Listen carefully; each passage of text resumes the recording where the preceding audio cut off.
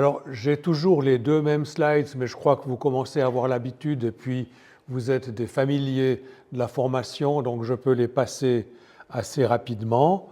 C'est le rappel du fait qu'il y a des dons de l'Esprit, des dons du Seigneur Jésus, des dons de Dieu, et que ces dons de Dieu correspondent à l'énumération qui en est faite dans Romains 12, 6 à 8, dont de prophétie, le don du service, le serviteur, de l'enseignement, de l'encouragement ou de l'exhortation, le don du donateur, le don de la présidence ou de la direction, et le don aussi du miséricordieux, ou ici celui qui exerce la bienveillance dans cette traduction. Et vous voyez ce qu'on a vu, vous voyez ce qu'il nous reste à parcourir dans cette petite formation. Et ce soir, comme dit, il s'agit de l'enseignant.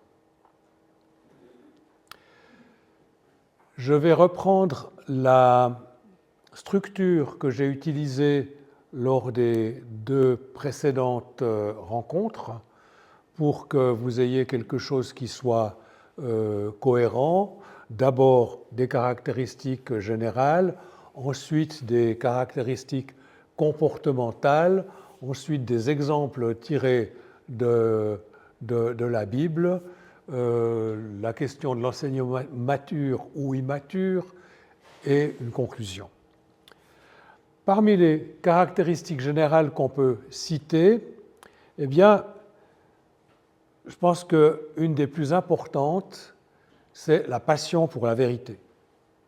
L'enseignant a une passion pour la vérité et la vérité qu'il a pu étudier, la vérité qu'il a pu valider par lui-même au travers de l'étude qu'il a pu établir.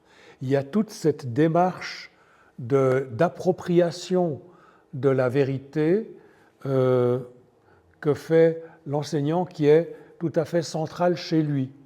Le prophète, on l'avait vu, lui, il voit tout de suite ce qui est la vérité. L'enseignant dit « Ok, il faut que je regarde, il faut que j'étudie, il faut examiner ». Et ça prend beaucoup plus de temps, bien sûr, et c'est une des raisons pour lesquelles certains peuvent s'impatienter parce que l'enseignant a besoin de temps pour faire ce travail.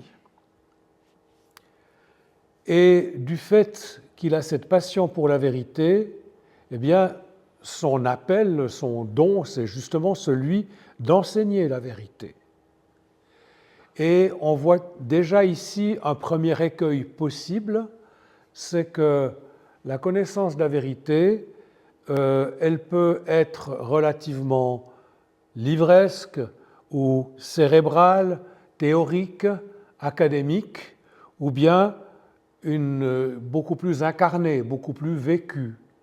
Et l'enseignant pourrait ou se satisfait parfois de la première partie, c'est-à-dire la théorie, la connaissance académique, mais dans laquelle il ne s'implique pas. Et j'ai été enseignant pendant assez longtemps, où j'ai enseigné des choses qui n'étaient pas forcément de celles qui me plaisaient le plus. J'ai fait le boulot. Donc on enseigne, on transmet, et voilà. Et on prend peut-être l'habitude là d'être plus théorique que pratique. On est moins dans le vécu. S'agissant ici de la connaissance de Dieu, il y a intérêt à être aussi dans la communion avec Dieu, dans le vécu. Du point de vue émotionnel, un enseignant est quelqu'un d'assez stable, d'assez sûr, quelqu'un qui ne va pas partir facilement dans les émotions, et ça lui donne une patience tout à fait remarquable avec les gens qui sont dans le péché. Il peut, ok, je peux comprendre, je t'écoute, on va essayer de comprendre et de faire un chemin au-delà de ça. Et dans ce sens-là, le don de l'enseignant ressemble au don du miséricordieux qui lui aussi est attentif à la situation du péché. Fondamentalement, l'enseignant veut parvenir à une image complète d'une situation, une image complète d'une idée, d'un problème, d'un passage de la Bible, avec le contexte, avec ce qu'il y avait avant, avec les influences qu'il y a pu y avoir, une image complète du problème, et puis l'enseignant la présente aux autres et dit, voilà, maintenant, toi, tu te décides par rapport à ça. It's up to you, maintenant. Ça devient ton problème, mais il n'y a pas de contrainte. Ce n'est pas quelqu'un, au contraire peut-être de l'exhorteur, qui va dire, ah ben maintenant, tu y vas, et puis tu empoignes ça, et puis tu fais ces choses. L'enseignant dira, voilà, je t'ai présenté l'image complète de la situation ou de ce que tu es en train de vivre, je t'ai fait comprendre les tenants et les aboutissants, je t'ai fait comprendre pourquoi ça ne marchait pas bien, à toi maintenant de faire la suite du processus. Encore 2 ou 3 caractéristiques générales. Il y a une tendance problématique, s'il y cède chez l'enseignant, c'est celui de la responsabilité sélective. Il va être hyper responsable dans certains domaines, mais en négliger d'autres. Il va peut-être être à fond dans son domaine d'études, dans ses recherches, mais alors la situation de son appartement ou de sa maison ou des affaires domestiques, ça l'intéresse beaucoup moins et il s'implique beaucoup moins, par exemple. Et je pense que là, je me rends compte, d'après ce qu'on me dit, qu'effectivement, je dois faire attention à cet écueil possible. L'enseignant, en général, a un vif sens de l'humour. Alors, je pense que j'ai le sens de l'humour, je me rends compte qu'il est diversement apprécié, parce que tout le monde ne rit pas toujours à mes blagues, que je trouve pourtant tellement drôles, mais c'est une des caractéristiques de l'enseignant, le sens de l'humour. Autre chose, l'enseignant, c'est quelqu'un qui, avant de s'engager, veut savoir où il va. Oui, mais on prend ceci, on commence avec ça, mais quel va être l'aboutissement? Comment est-ce que ça va se dérouler? À la fin, qu'est-ce qu'on va avoir? Ah, cela, d'accord, alors je peux m'engager. Mais s'il faut y aller en tâtonnant, en voyant juste les 3 premiers pas, sachant qu'il y en a encore 350 derrière, là, il va probablement avoir beaucoup de réticence à s'engager. Il va vouloir étudier la chose, la comprendre, parvenir à une conclusion par lui-même, et puis ensuite décider, peut-être. L'enseignant sait comment modérer les dons des personnes plus impulsives. Parce que justement, il dit oui, mais tu vas peut-être trop vite dans ta décision ou dans ta conclusion. Ne saute pas tout de suite aux conclusions, tu n'as pas considéré ceci et ça. Et si tu n'as pas considéré ceci et ça, tu risques de te tromper. Donc, il a tendance à ralentir ceux qui voudraient aller beaucoup plus vite. Et puis, il a un engagement en général profond pour la famille et pour la tradition, pour l'histoire, pour ce qui vient avant. C'est un transmetteur. L'enseignant est rarement quelqu'un qui néglige le passé parce qu'il est là pour le transmettre à ceux qui vivent aujourd'hui pour qu'ils puissent en faire leur bien et en tirer profit. Alors c'est normal que l'enseignant soit attaché au passé pour le connaître parce qu'il pense qu'il y a dans l'expérience du passé des clés pour éclairer les situations d'aujourd'hui. J'en viens aux caractéristiques comportementales. Il y en a un certain nombre, j'ai 5 ou 6 slides comme ça. Tout d'abord, et ce n'est pas par hasard que ça vient de nouveau en premier, c'est ce désir de valider la vérité par lui-même, par la connaissance, par l'examen, par le raisonnement. Il veut vraiment s'approprier une vérité et la valider. Ensuite, du fait de cette tendance, devant une nouveauté, il va dire attention, c'est peut-être, il faut examiner. On ne va pas prendre tout de suite cette nouveauté ou cette nouvelle tendance ou cette nouvelle idée dans telle et telle situation. Il faut d'abord l'examiner, il faut la considérer, voir si elle tient le coup, et cela sous plusieurs aspects. Alors, l'enseignant aime beaucoup les détails. Il pense qu'il y a un dicton qui dit le diable réside dans les détails. Ça, l'enseignant en est tout à fait convaincu. Il faut être attentif aux détails, mais parfois, en étant attentif aux détails, on s'y perd et on s'y noie. Et ça, c'est évidemment quelque chose où il faut trouver une mesure correcte, surtout s'il s'agit de transmettre aux autres quelque chose qui soit clair et qui soit compréhensible, sans encombrer tout cela de détails qui sont inutiles pour les auditeurs, qui ont peut-être été utiles à l'enseignant pour sa recherche, mais au bout d'un moment, ça ne l'est plus. Ce n'est pas quelqu'un de rapide dans les processus qui sont les siens. Il travaille lentement, il décide lentement. C'est frustrant pour ceux qui veulent aller plus vite. Mais tant pis. C'est ainsi, c'est son tempérament, c'est comme ça qu'il a été câblé, en quelque sorte, pour fonctionner. Il est sûr du point de vue des émotions, comme le miséricordieux, mais le miséricordieux est conduit par son cœur, l'enseignant plutôt par sa tête. Cette idée que l'enseignant est patient avec les pécheurs, il ne juge pas, il est capable d'entendre des choses terribles, sans s'émouvoir, sans se scandaliser outre mesure, il veut écouter, il veut comprendre.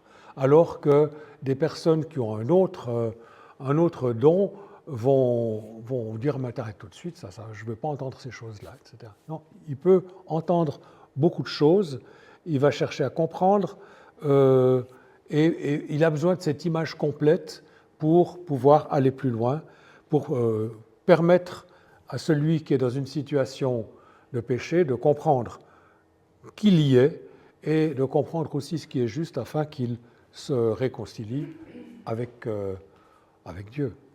C'est bien de ça qu'il s'agit. L'enseignant n'aime pas utiliser des exemples issus de sa propre expérience, de sa vie personnelle. Il est assez discret sur ces choses-là. Quand il parle, quand il prêche, c'est vrai que c'est une tendance qui fait qu'il va préférer s'en tenir à la théorie, qui va préférer s'en tenir au texte, à la doctrine pure, et puis comprendre le sens des mots qui sont là. C'est pourquoi les enseignants dans les milieux chrétiens sont intéressés par l'hébreu ou le grec. Hein? Ben oui. Ou les deux, mais oui. Et encore, on n'a pas pensé à faire des cours d'araméen parce qu'il y aurait sûrement à dire aussi. Ça va être très intéressant.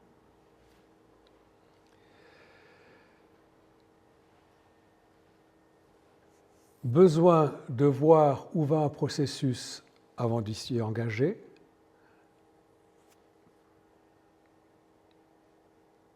Parce qu'il a peur du risque aussi. Et c'est un désir de contrôler les situations dans lesquelles il s'engage qui correspond à cette crainte, cette peur du risque. Et ça peut être un piège aussi, parce qu'il y a des moments où il faut risquer. Il y a des moments où il faut laisser tomber ses craintes et ses peurs pour obéir à Dieu. Parce que parfois il faut sauter par-dessus certaines réticences personnelles pour aller plus loin. Le sens de l'humour, on en a parlé. Et puis, dans des discussions de groupe, dans des comités, dans des rencontres, souvent c'est celui qui parle en dernier.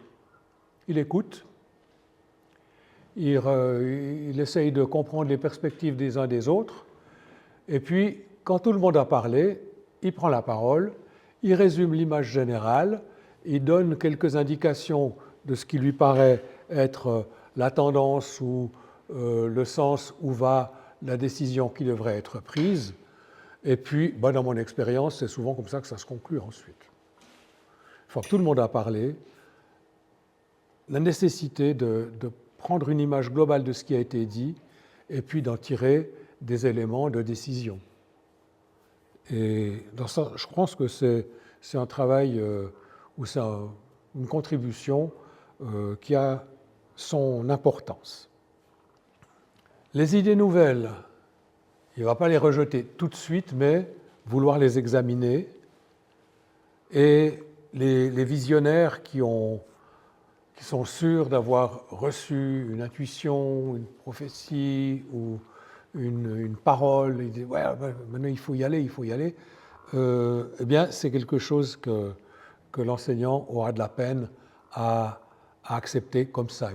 Non, ne te précipite pas, ne pars pas trop vite, tu risques de te tromper, et si tu te trompes, ça va faire mal.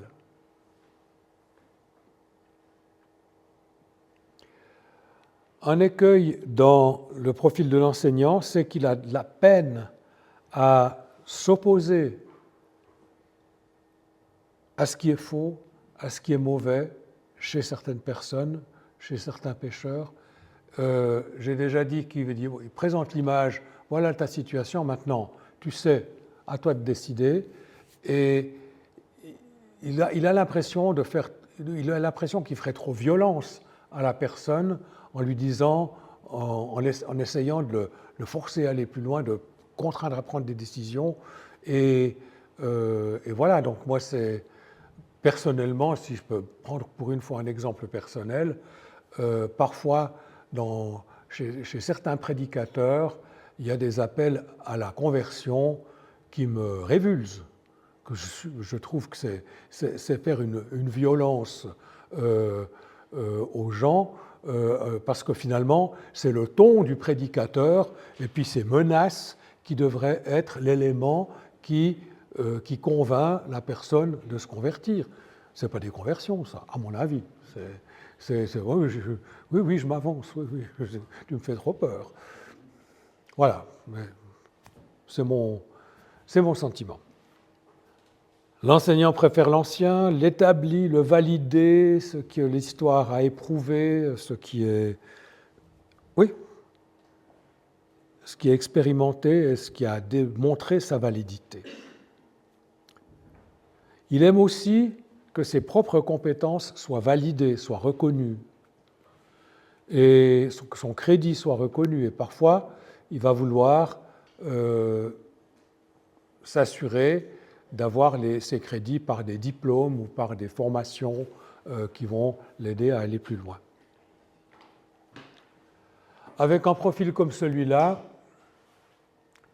eh bien, il y a la tendance à être trop cérébral, comme je l'ai dit tout à l'heure, à nourrir son intelligence plus que son esprit et à laisser de côté les dimensions plus personnelles, plus émotives, plus émotionnelles des réalités, et ça peut rendre, c'est peut-être l'impression que vous avez en ce moment, son discours sec et complexe. Nous avons reçu une intelligence, une sagesse naturelle dont nous devons nous servir, et ça l'enseignant en est absolument convaincu, et c'est avec cet outil qu'il essaye de valider la vérité, mais ça peut conduire parfois certains enseignants à un certain orgueil déplacé, un orgueil intellectuel. Moi j'ai tout compris. Vous êtes qui va de pair avec peut-être un certain mépris de ceux qui n'ont pas encore compris. Vous pouvez faire confiance à un enseignant, en tout cas dans les domaines où on peut lui faire confiance, dans ces domaines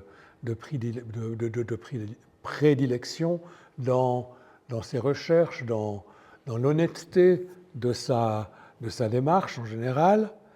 Peut-être qu'il y a d'autres domaines où il est moins digne de confiance. J'ai parlé tout à l'heure des réalités domestiques qui sont peut-être moins sa tasse de thé et qui laissent volontiers à d'autres.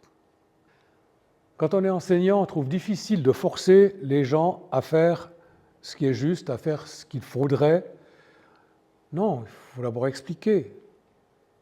Et quand on aura bien expliqué, les autres vont comprendre ce qu'ils doivent faire, et ils vont pouvoir décider et choisir eux-mêmes la vérité. Alors on a vu que c'est un peu à double tranchant comme attitude. Par rapport à la vérité, dans une entreprise, dans une église, c'est quelqu'un qui est une sorte d'encre, qui veille, qui est attentif à ce que la vérité soit prêchée, à ce qu'il n'y ait pas de torsion dans les choses qui sont prêchées ou annoncées, et particulièrement peut-être par rapport à des personnes plus impulsives. Ça, c'est...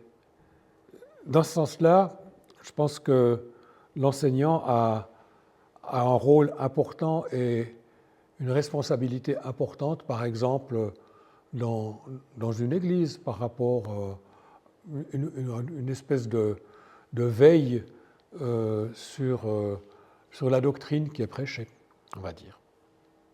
Mais parce que j'ai la connaissance, parce que j'ai compris, je peux penser que j'ai donc l'intimité avec Dieu. Et que plus j'en sais, plus je me rapproche de Dieu. Mais ce n'est pas sûr. La proximité avec Dieu, elle ne passe pas que par la connaissance. C'est un élément. C'est un élément, mais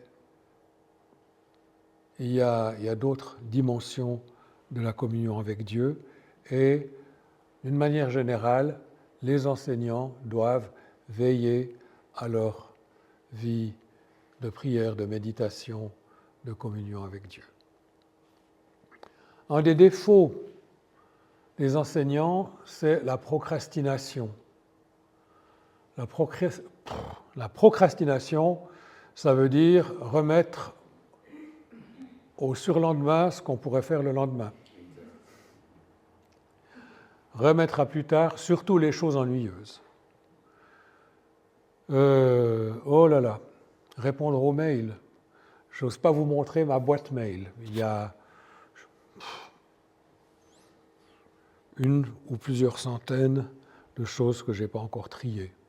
Il me semble que j'ai repéré les choses importantes, quoique je me suis aperçu ce matin que j'avais oublié un mail important auquel je me suis empressé de répondre avec retard.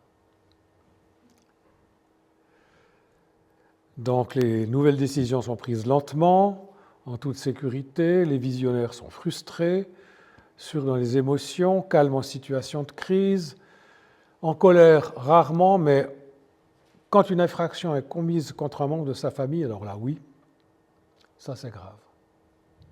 Ben voilà, retourner les appels téléphoniques, répondre aux mails, aller voir telle et telle personne, que sais-je. Ah oui, mais je voulais le faire, mais je n'ai pas eu le temps. Et puis, il a de la peine à gérer l'argent, souvent, s'il ne fait pas attention. Dépenser plus qu'il ne gagne. Et c'est une chose à laquelle il faut être attentif, parce qu'effectivement, une mauvaise gestion des ressources, une mauvaise gestion de l'argent peut aboutir à des situations très difficiles, à des catastrophes, ou au contraire à des bénédictions si c'est bien géré.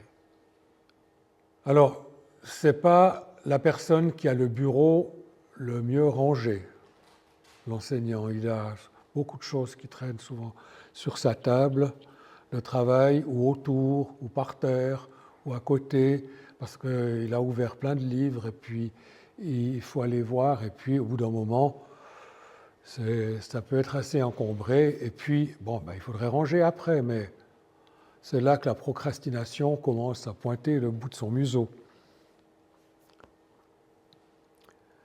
On peut passer des heures et des heures à chercher la vérité, à l'aimer. Il a plus confiance dans la parole de Dieu que dans les expériences et les opinions des hommes.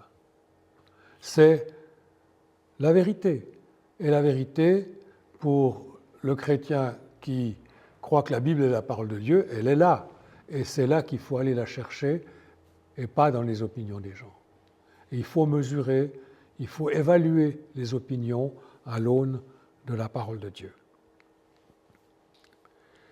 Loyauté envers les dirigeants, on le voit dans la Bible avec certains personnages.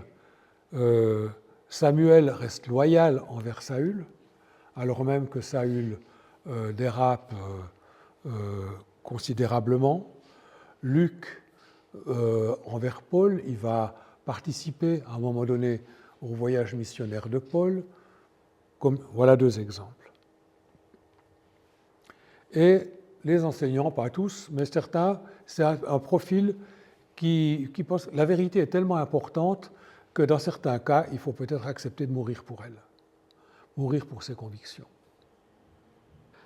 Dans le portrait général que je vous ai tracé, vous avez déjà eu l'occasion de repérer 2 ou 3 points délicats du profil de l'enseignant. Ici, les faiblesses principales, c'est sa passivité, cette crainte, ce refus ou cette peine à imposer aux autres de prendre leurs responsabilités, être trop conciliant avec le péché, trop patient envers les personnes qui agissent mal. Là, il y a une faiblesse. Une autre, c'est les retards, problèmes de ponctualité, de responsabilité pratique dans certains domaines, par exemple dans les choses pratiques. L'enseignant vit plus par la vue que par la foi, et il doit veiller à équilibrer cela. Et c'est pour ça qu'il veut connaître l'issue d'un processus avant de commencer, avant de s'y engager, parce qu'il veut voir ce que ça va donner. Et dire oui, mais mets ta foi en action. Oui, bien sûr, mais je voudrais voir avant. L'intimité et la prière sont des défis, l'intimité avec Dieu sont des défis pour l'enseignant qui a tendance à chercher davantage une doctrine rationnelle, une théologie, que justement l'intimité avec son Père. Dans la Bible, il y a un certain nombre d'enseignants, j'ai trouvé ça dans le livre, on cite Esdras, on cite Ésaïe, on cite Marie, la mère de Jésus, enseignante, vous allez comprendre pourquoi peut-être tout à l'heure, Samuel, prophète, et puis Luc. Et on va s'intéresser à l'évangéliste Luc. En quoi est-il un enseignant ? Il me semble que c'est clair dès qu'on commence la lecture de l'évangile de Luc. Et ça commence comme ceci. Et là, vous reconnaissez l'enseignant, mais très clairement. Plusieurs ont entrepris de composer un récit des événements qui se sont accomplis parmi nous, d'après ce que nous ont transmis ceux qui ont été des témoins oculaires dès le commencement et qui sont devenus des serviteurs de la parole. Il m'a donc paru bon à moi aussi, qui me suis soigneusement informé sur toutes ces choses dès l'origine, de te les exposer par écrit d'une manière suivie, excellent Théophile, afin que tu reconnaisses la certitude des enseignements que tu as reçus. Là, s'il y a un enseignant parmi les évangélistes, c'est Luc. L'enseignant est obsédé par la validation de la vérité. Luc explique pourquoi il a écrit son évangile. Il veut composer un récit suivi, d'après ce qui a été transmis par ceux qui ont été des témoins oculaires, et il veut exposer ça pour que Théophile Théophile, c'est celui qui aime Dieu, étymologiquement, hein, pour que, cher ami de Dieu, tu reconnaisses la certitude des enseignements que tu as reçus. Tu vas pouvoir valider avec ça. Et Luc fait son enquête personnellement, il va aux sources, il faut bien comprendre. Il relie le présent au passé, comme on le voit dans le récit de la présentation de Jésus au temple, avec les paroles de Siméon et de la prophétesse Anne. Or, il y avait à Jérusalem un homme du nom de Siméon. Cet homme était juste et pieux, il attendait la consolation d'Israël et l'Esprit Saint était sur lui. Il lui avait été révélé par l'Esprit Saint qu'il ne verrait pas la mort avant d'avoir vu le Christ du Seigneur. Il vint alors au temple, poussé par l'Esprit. Et quand les parents de l'enfant Jésus l'amenèrent pour faire ce que la loi prescrivait à son sujet, il le prit dans ses bras et il bénit Dieu en ces termes. « Maintenant, Maître, c'est en paix, comme tu l'as dit, que tu renvoies ton serviteur, car mes yeux ont vu ton salut, que tu as préparé face à tous les peuples, lumière pour la révélation aux païens et gloire d'Israël, ton peuple. » Le Père et la mère de l'enfant étaient étonnés de ce qu'on disait de lui.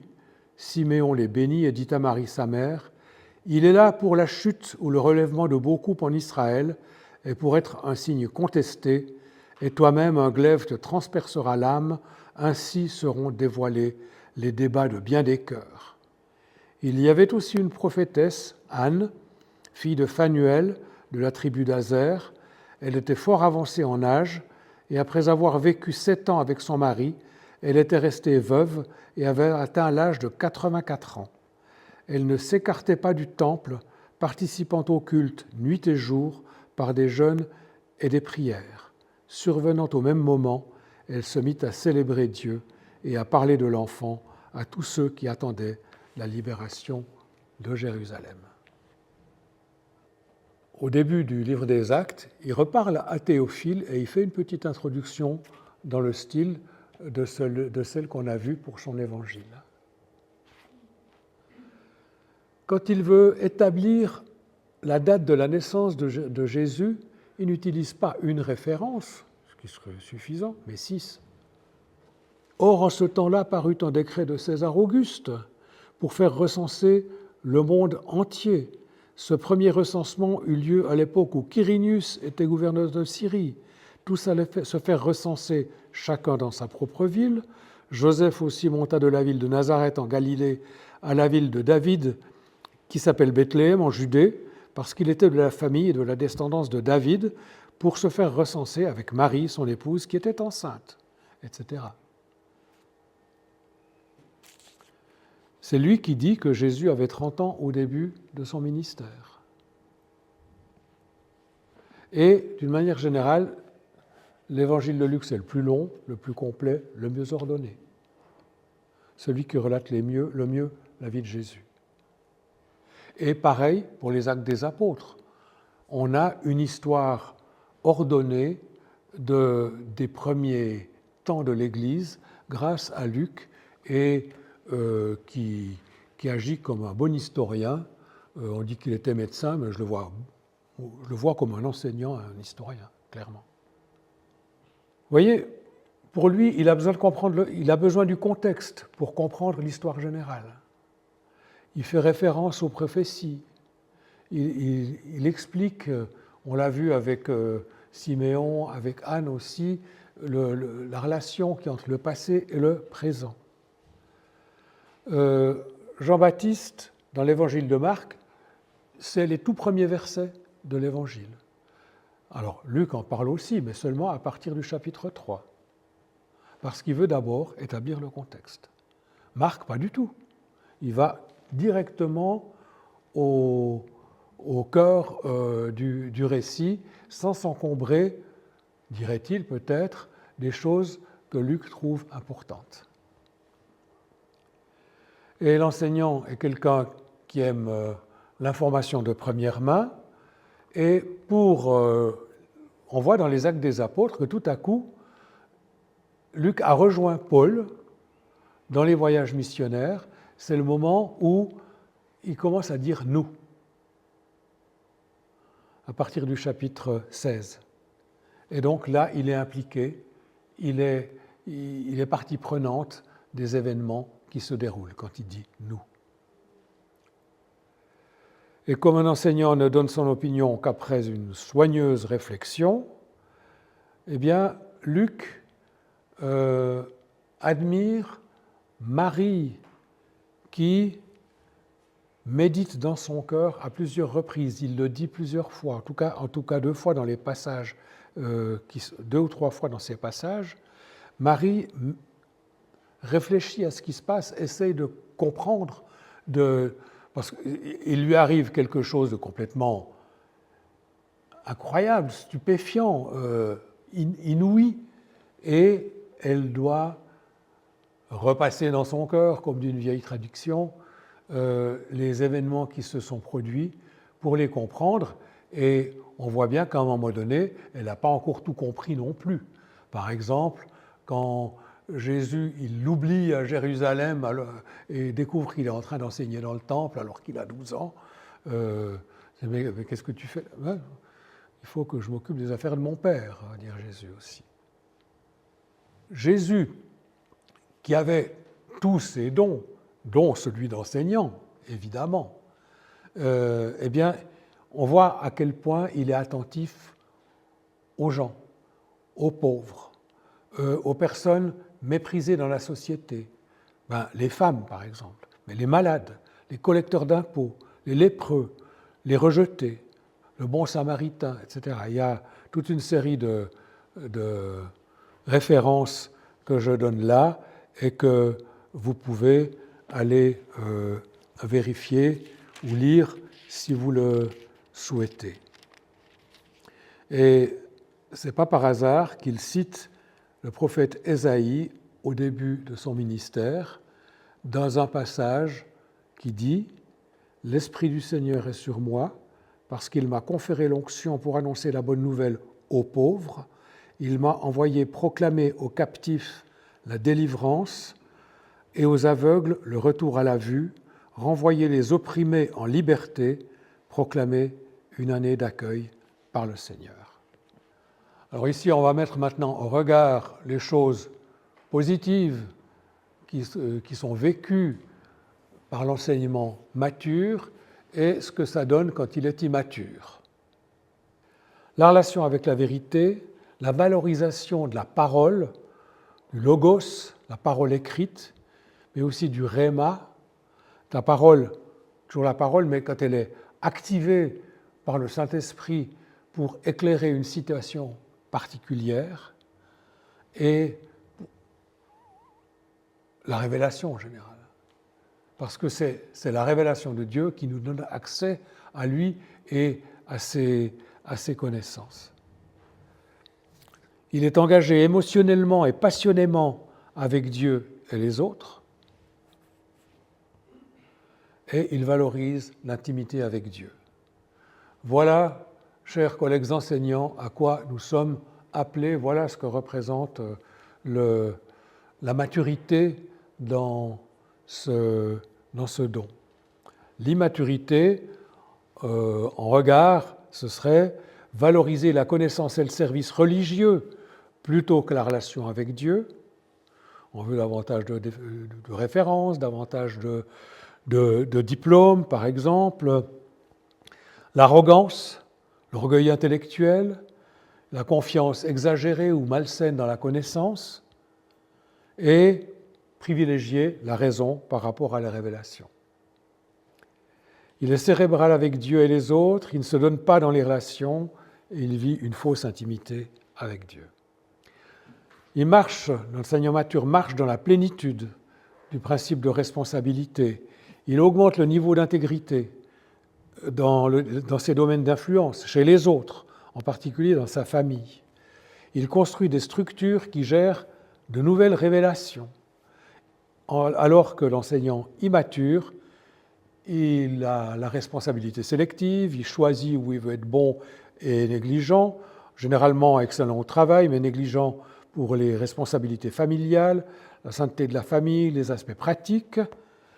Il n'accepte que ce qui a été documenté, le rituel, le vieux vin, on pourrait dire, et il a un sens assez charnel de la miséricorde, un amour charnel, des conseils charnels qui tolèrent le péché. Et j'ai entendu quelqu'un qui disait, il veut aimer les gens même après que le temps de la repentance est passé pour eux. Et cette attitude du cœur fait souvent confondre l'enseignant avec le miséricordieux. Cette compassion, mais ici, malheureusement, charnelle chez l'enseignant pour les gens qui sont dans les difficultés. L'enseignant mature, lui, il affronte le péché en tant que leader, en tant que pasteur ou en tant que parent. Il a des perspectives vivifiantes et saines concernant les personnes, les infrastructures, par exemple dans les responsabilités qu'il a, dans les principes, dans la vision. Il libère la vérité qui habilite, qui équipe. Il est soucieux, effectivement, de donner aux autres tout ce dont ils ont besoin pour qu'ils puissent se développer et aller plus loin dans leur vie avec Dieu. Et il a autorité sur l'esprit prédateur. Il protège ceux qui sont faibles, ceux qui sont blessés. En revanche, l'immature, il n'a pas un bon sens des limites, il s'est mal planifié, il prépare mal la croissance, par exemple, de l'entreprise ou de l'Église, et sa perspective ministérielle, s'il est dans le ministère, elle est déséquilibrée.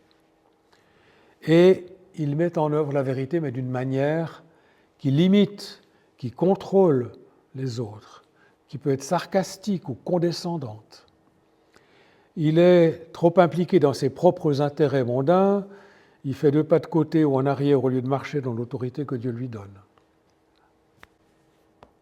Et pour finir, 4e tableau, l'enseignement mature marche dans la loyauté, dans une loyauté saine, avance avec Dieu, il a des relations vivifiantes avec les autres, et son droit de naissance, vraiment c'est ce qui est au cœur de son ministère, c'est que lui, et on va voir pourquoi tout à l'heure dans la lettre à l'église de Pergame, l'enseignant a accès à ce qu'on appelle parfois une manne cachée dans la parole de Dieu. Il fait sortir de l'entrepôt de Dieu l'ancienne et la nouvelle vérité combinée. C'est la différence entre le logos et le rhéma de tout à l'heure aussi. Et cette manne cachée concerne également des stratégies d'intercession surnaturelles. Il a accès à des vérités que d'autres ne vont pas connaître quand il est vraiment en plein au cœur de sa mission, de sa fonction et sanctifié. En revanche, chez l'enseignant immature, la loyauté malsaine est pervertie par l'ennemi pour le maintenir dans des relations et des environnements toxiques. Il rejette la vérité non documentée, il rejette les expériences spirituelles en disant non, mais il faut voir ce qui est, mais il s'attache beaucoup trop à la lettre, à la tradition, et pas assez à celui qu'il devrait connaître et qui donne des choses qui tout à coup le dépassent. J'ai eu coutume aussi de prendre quelques éléments parmi les 7 les éléments qui vont par 7 dans la Bible. 3e jour de la création.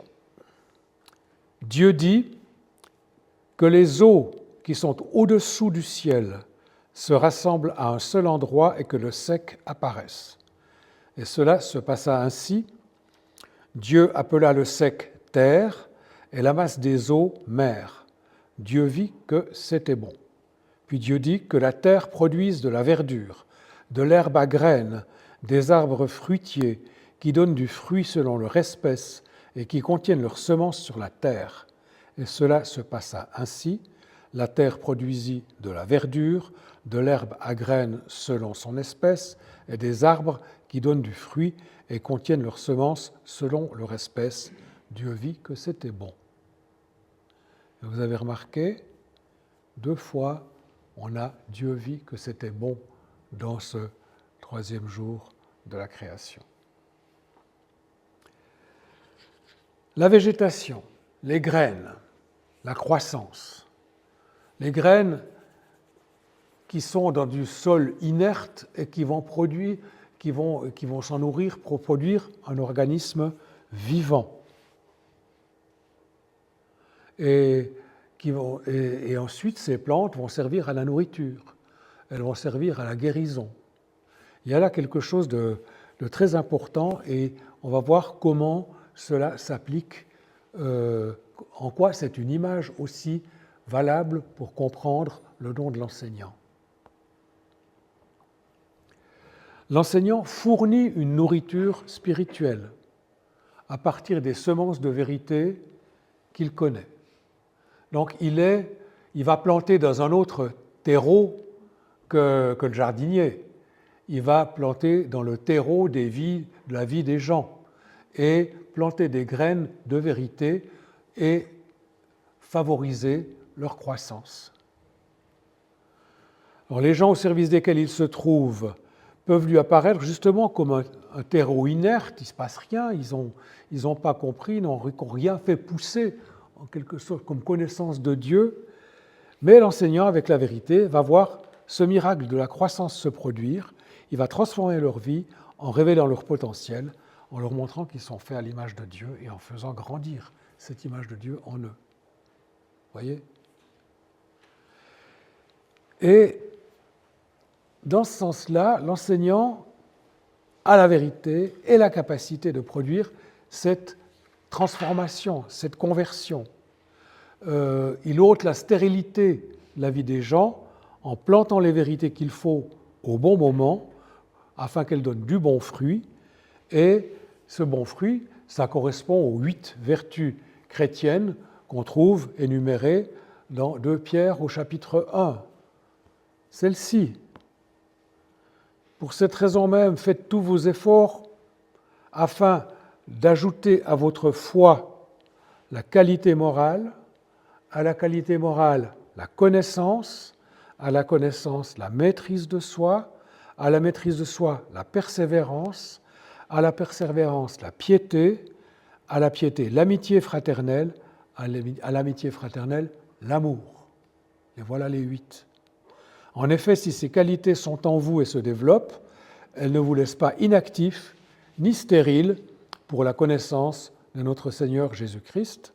Quant à celui qui ne possède pas ces qualités, il est aveuglé par sa myopie, il oublie qu'il a été purifié de ses anciens péchés.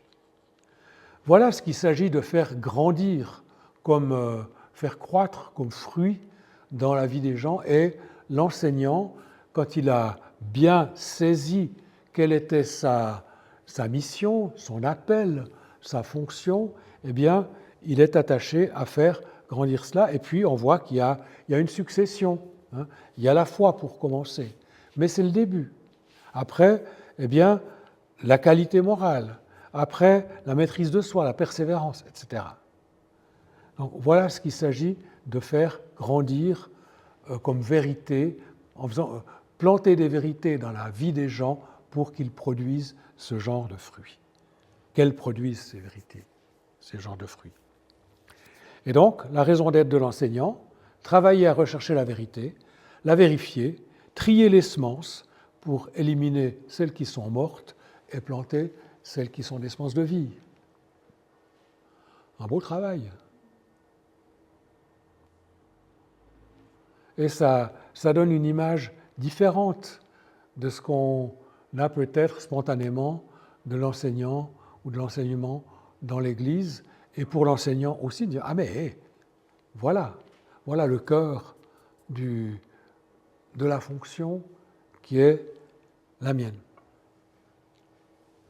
Et donc la passion de l'enseignant devrait être de prendre la vérité, de la semer généreusement dans le terreau des vies qu'il rencontre. Il y a les 7 meubles du tabernacle, ou les 7 éléments du tabernacle. Ici, le 3e, c'est la table des pains de proposition. C'est dans Lévitique 24, versets 5 à 9. Tu prendras de la fleur de farine et tu en feras 12 gâteaux. Chaque gâteau sera fait avec 4 litres et demi de fleur de farine. Tu les placeras en 2 piles, 6 par pile, sur la table d'or pur devant l'Éternel. Tu mettras de l'encens pur sur chaque pile et il brûlera à la place du pain en l'honneur de l'Éternel comme souvenir. Chaque jour de sabbat, sans exception, on rangera ces pains devant l'Éternel de la part des Israélites. C'est une alliance éternelle. Ils appartiendront à Aaron et à ses descendants et ils les mangeront dans un endroit saint, car ce sera pour eux une chose très sainte, prise sur les offrandes passées par le feu pour l'Éternel. C'est une prescription perpétuelle. Image du pain, mais on sait avec le Nouveau Testament que le pain de vie, c'est Jésus. L'encens, c'est un symbole de l'adoration. Et ici, les 12 pains, il y en a un par tribu d'Israël. Voilà déjà pour décoder un tout petit peu cette image en fonction de ce que la Nouvelle Alliance nous fait connaître. Et puis, seuls les prêtres avaient le droit de manger de ces pains parce que les prêtres avaient une sanctification et un degré d'intimité avec Dieu tout particulier qui leur donnait ce privilège. Alors l'intimité avec Dieu, on a compris que l'enseignant est aussi, c'est quelque chose à quoi l'enseignant doit aspirer, à quoi il est appelé, avec Dieu, avec Jésus, le pain de vie, la parole faite chair, la parole, le roi des rois, le seul qui soit digne d'adoration. Voilà un peu le sens qu'on peut tirer de cet troisième élément du tabernacle, l'adoration, l'encens, est la réponse adéquate à la découverte des vérités divines. Le but ultime de la vérité n'est donc pas d'accumuler des connaissances et des doctrines, mais l'adoration, célébrer la royauté du Christ et la louange. Le champ de bataille de l'enseignant est dans la manière dont il étudie la parole de Dieu. Est-ce qu'il va le faire juste avec sa tête? Est-ce qu'il va le faire avec son cœur, avec son esprit? Voilà le champ de bataille. Voilà le combat spirituel à mener, en particulier.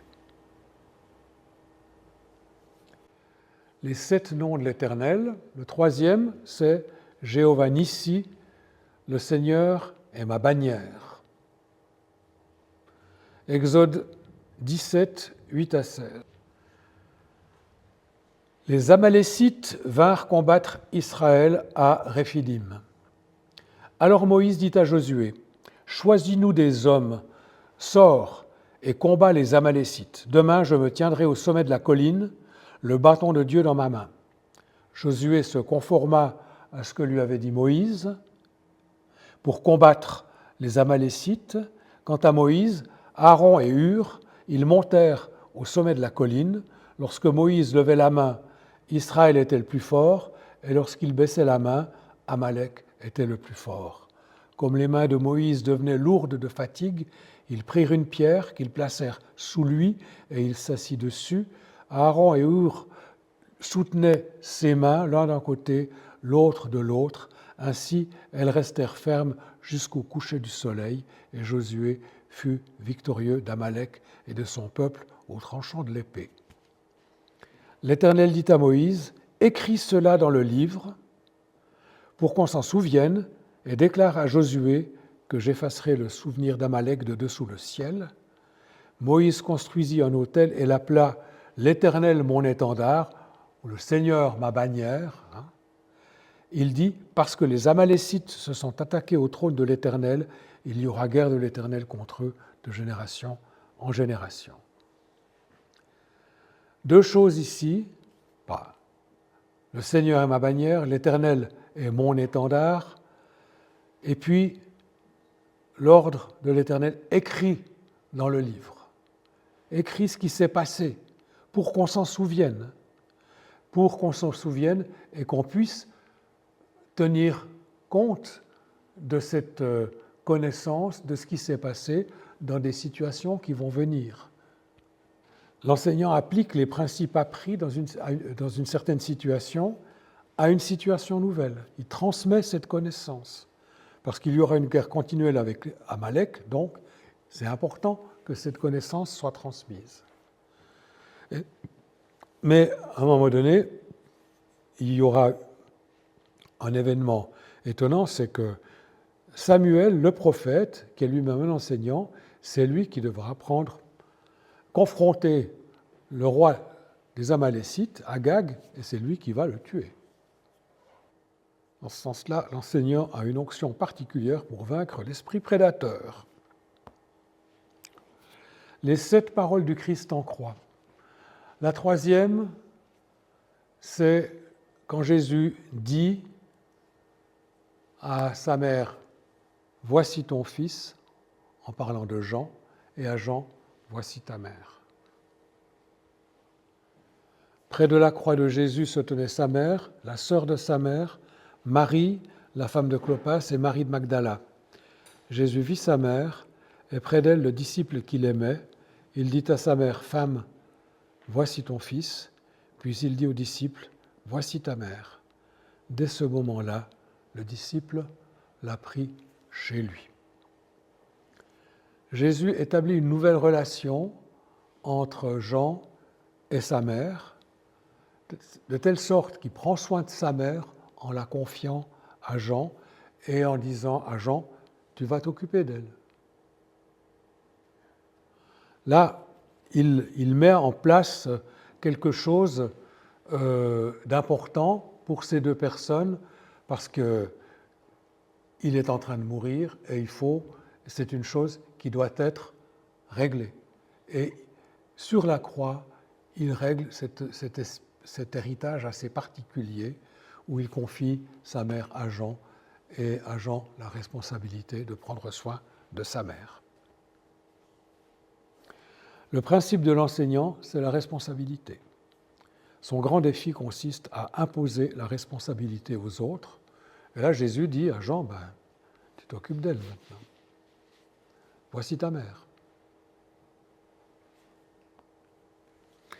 Quand la personne ne se décide pas par elle-même, l'enseignant doit sortir de sa passivité et dire « Voici ce que tu dois faire », clairement. Lettre aux 7 églises. Écrit à l'ange de l'église de Pergame. Voici ce que dit celui qui tient l'épée aiguë à 2 tranchants. Je connais tes œuvres et l'endroit où tu es établi. Là se trouve le trône de Satan. Tu es fermement attaché à mon nom et tu n'as pas renié la foi en moi. Même durant les jours où Antipas, mon témoin fidèle, a été mis à mort chez vous, là où Satan est établi. Mais j'ai certaines choses contre toi. Tu as là des gens attachés à la doctrine de Balaam, qui enseignait à Balak à tendre un piège aux Israélites pour qu'ils mangent des viandes sacrifiées aux idoles et se livrent à l'immoralité sexuelle. Ainsi, toi aussi, tu as des gens attachés de la même manière à la doctrine des Nicolaïtes, qui eux aussi, semble-t-il, enseignaient que dès qu'on a la foi, on est sauvé, mais que la manière dont on agit avec son corps, c'est égal. Repens-toi donc, sinon je viendrai bientôt à toi et je les combattrai avec l'épée de ma bouche. Que celui qui a des oreilles écoute ce que l'Esprit dit aux églises. Au vainqueur, je donnerai à manger de la manne cachée, on a parlé de cette manne cachée, et je lui donnerai un caillou blanc. Sur ce caillou est écrit un nom nouveau que personne ne connaît si ce n'est celui qui le reçoit. Dieu a appelé l'enseignant à se consacrer à la vérité de la parole, à la théologie, à l'interprétation exacte de la Bible. S'il y a une chose que l'enseignant ne supporte pas, ne doit pas supporter, c'est l'enseignement laxiste, l'exégèse laxiste, le manque de connaissances, le n'importe quoi dans ces matières. Et là, en ce sens, il va ressembler à Jésus, qui souvent a été conflit avec les chefs religieux sur l'interprétation de l'Écriture. Les pharisiens étaient parfois des enseignants très très immatures par rapport à la classification qu'on a vue tout à l'heure, à à se chipoter sur la dîme du cumin et de je ne sais plus quelle autre épice, au lieu de considérer l'essentiel, c'est-à-dire de la bienfaisance, la justice, le soin aux pauvres, etc. Et Jésus n'a pas fait de querelle théologique avec ses disciples, il ne coupait pas les cheveux en quatre, il disait les choses de manière absolument claire. Maintenant, sur ces paroles, tu as là des gens attachés à la doctrine de Balaam, tu as des gens attachés de la même manière à la doctrine des Nicolaïtes, repens-toi donc. Donc, à l'église de Pergame, eh bien, les enseignants, semble-t-il, ou bien les responsables, avaient de la peine à assumer leurs responsabilités dans certains domaines. Ils ont été trop coulants, ils ont accepté des choses, des péchés, ils ont été sélectifs dans leurs responsabilités et ça leur est reproché dans cette lettre. Dieu appelle l'enseignant à s'engager, il y a un temps pour faire preuve de bonté, un temps pour purger le péché dans le camp, et sur cette question, l'enseignant tient debout ou tombe. Au vainqueur, je donnerai à manger de la manne cachée. Et cette manne cachée sont les vérités que Dieu donne ou révèle à certains, pas forcément à d'autres, et des vérités auxquelles l'enseignant aspire. Une révélation qui va nourrir son esprit, qui va le sortir de sa sécheresse, qui va changer sa vie, parfois trop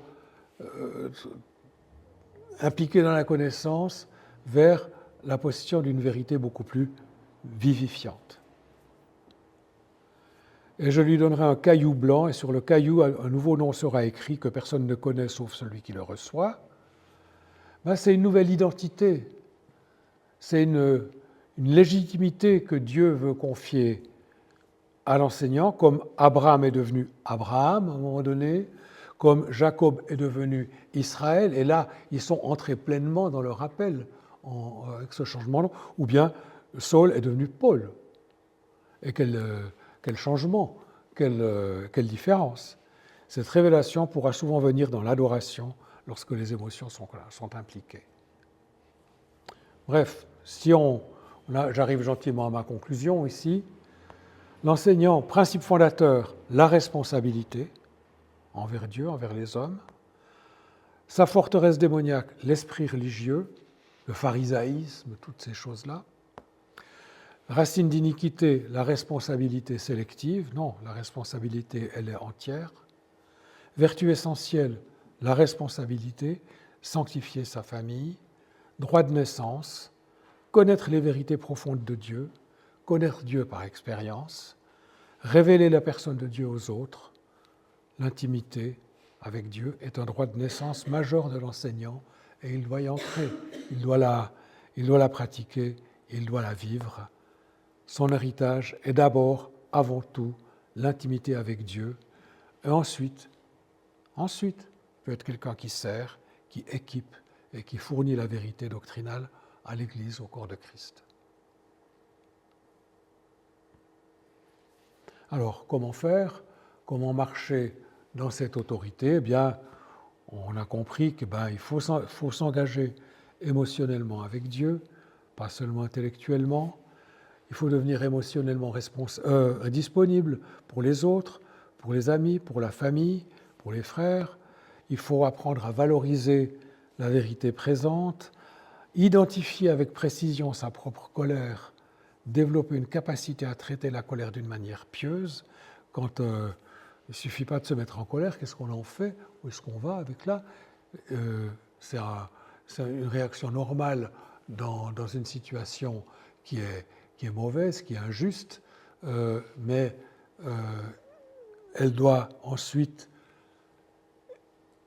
laisser place à une action précise, responsable, valoriser la responsabilité et l'intégrité plus que l'activisme religieux ou l'activité religieuse.